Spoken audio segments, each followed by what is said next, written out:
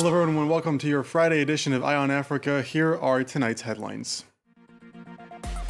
It's a prize for Ethiopia and a prize for Africa, the words of Abiy Ahmed after winning this year's Nobel Peace Prize. The Ethiopian Prime Minister was rewarded for his peace deal with neighboring Eritrea following a 20-year stalemate between the two nations. Jacob Zuma will stand trial on corruption charges. A high court in South Africa has denied the former president a stay of prosecution. And we'll take a look at how companies in Nairobi are finding new ways to tackle a putrid problem. That's coming up. But first, he was the son of poor villagers before becoming a spy boss and later prime minister. But this Friday, Abiy Ahmed was able to add another chapter to his remarkable story, winning this year's Nobel Peace Prize. The Prime Minister of Ethiopia was awarded for his efforts in improving relations and resolving the border conflict with Eritrea. Aaron Ogunkeye has more.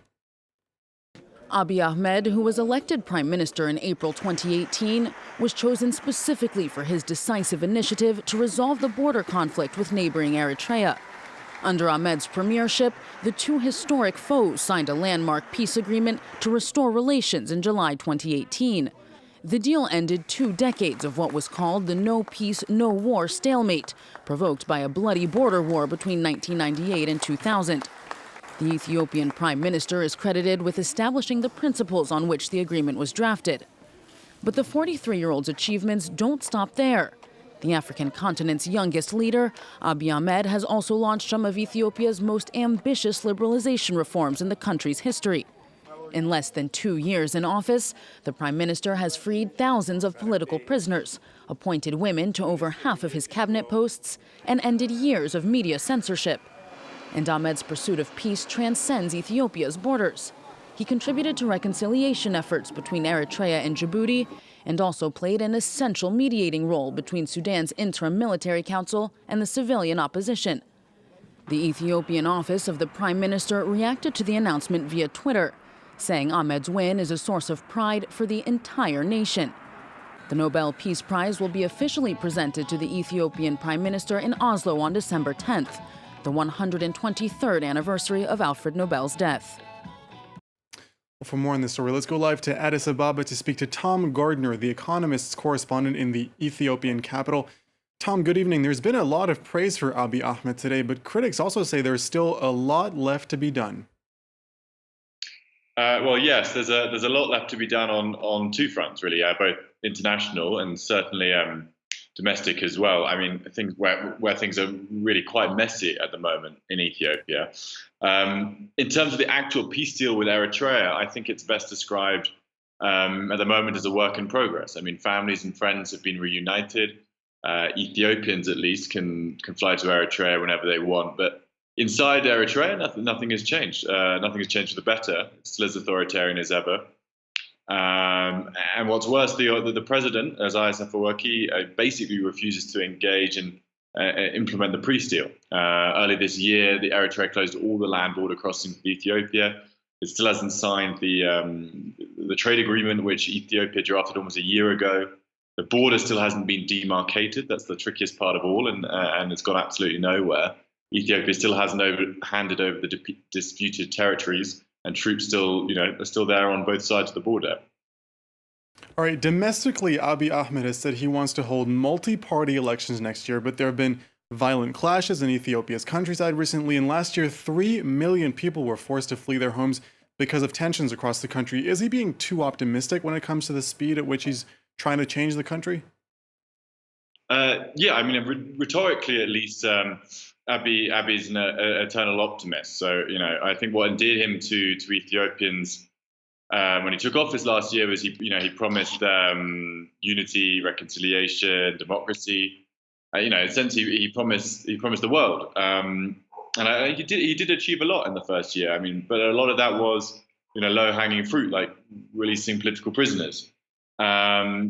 Ethiopia is a really enormously complicated country with deep-rooted problems, and those aren't going to be fixed overnight. What I think Abiy did offer was hope, not just for Ethiopia, but for the wider region as well, Sudan, Eritrea in particular. And I think that is of great value. All right. Tom Gardner in Addis Ababa. Tom, thank you very much. Thank you. Former South African President Jacob Zuma will soon be back in court. Zuma has been charged with corruption related to a 1999 arms deal. The former leader had applied for 16 charges of fraud, racketeering, and money laundering to be struck out, but a high court has denied him a stay of prosecution. Catherine Viette explains. He's no stranger to controversy. Now Jacob Zuma finds himself back in court on corruption charges. The former South African president is facing 16 counts of fraud, racketeering, and money laundering related to a multi-billion-euro arms deal dating back to the 1990s. He's been accused of taking bribes from French arms maker Thales as part of a deal to buy military hardware for South Africa's armed forces. The charges were first brought by prosecutors in 2005 before being dropped in 2009, shortly ahead of Zuma becoming president. They were reinstated in 2016.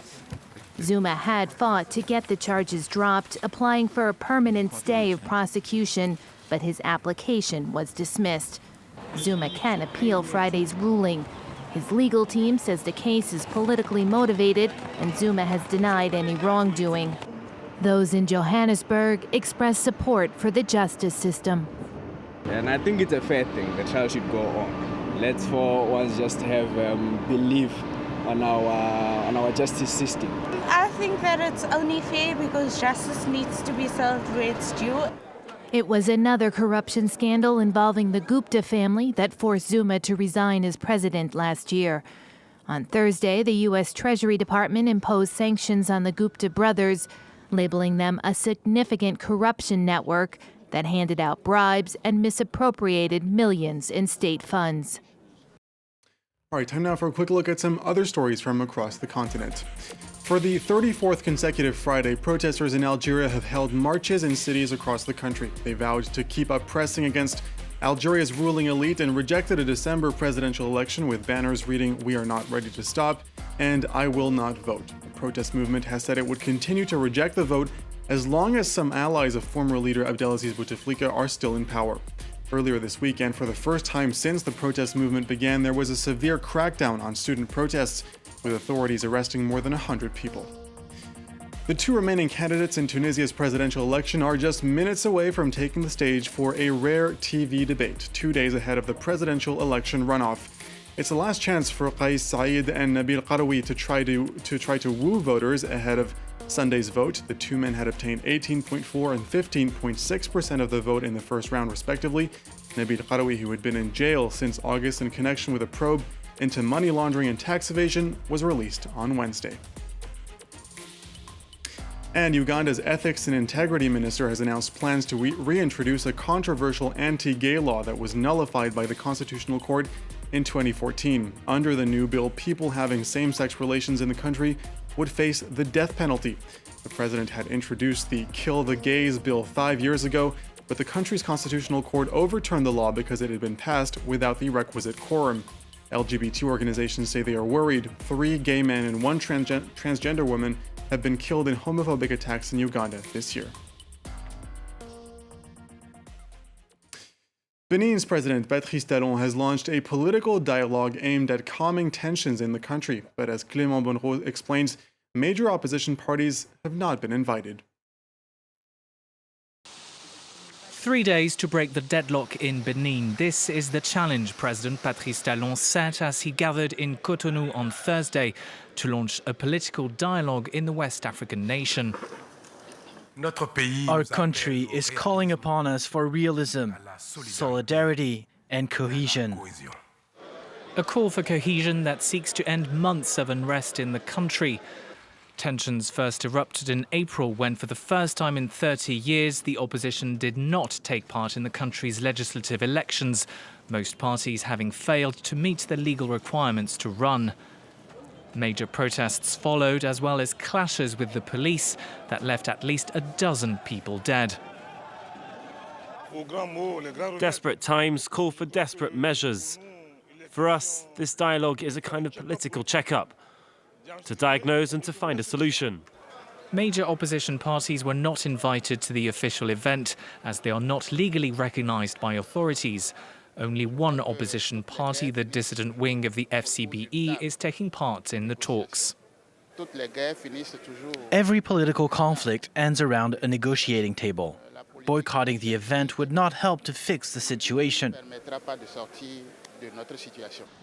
The other opposition parties, meanwhile, were staging their own counter-dialogue to denounce what they say is a growing crackdown on dissent in Benin. What political dialogue can we have when our compatriots are forced into exile? President Talon's political dialogue officially ends on Saturday. A list of recommendations focusing on electoral and party reform will be made public immediately after. Finally tonight, like in many emerging countries with fast-growing cities, public spending on sanitation lags far behind need. That is the case in Kenya, where access to clean sanitation grew just 5% between 1990 and 2015. In major cities like Nairobi, the majority of feces simply flows untreated into the environment. Now, though, several companies are finding new ways to use that excrement. This report by our colleagues at AFP. Georgina lives in Mukuru, a slum in Nairobi. Currently, she shares a dry toilet with 4 other families. It may not sound like much, but it's an improvement on before, when she had to go to the toilet in a wooden cabin at the end of this poorly maintained lane. It was not nice. We were using the dirty sanitation. It was not good. It had germs. Even we were infected. Even you could not allow your son or daughter to use it because it's very dirty. Disease-ridden toilets are a part of daily life for the billion people worldwide living in slums, a number that the UN says is expected to triple by 2050. The scale of the challenge is immense, but changes are coming, with Georgina and her neighbours benefiting from clean, eco-friendly toilets created by a Kenya-based company. With container-based sanitation, which is what our toilet is, you don't need to build a sewer line. Yeah? Now, you can imagine the process that you have to go through to be able to lay a sewer in a place that is that heavily densely populated. It's virtually impossible. Another advantage of the dry toilets is the opportunity for recycling. Thanks to these new sanitary facilities, excrement is recycled as organic fertilizer and sold to farmers, with the promise of seeing their yield increase by 30%. This fertilizer is cheaper than the others and feeds the soil well. The plants grow much faster and, above all, bear a lot of fruit. This recycling plant aims to treat 200 tons of excrement per day, or 10% of the total produced in the Kenyan capital per year. That does it for this edition of Eye on Africa. Live from Paris continues with my colleague Charlie James right after this short break. Stay tuned.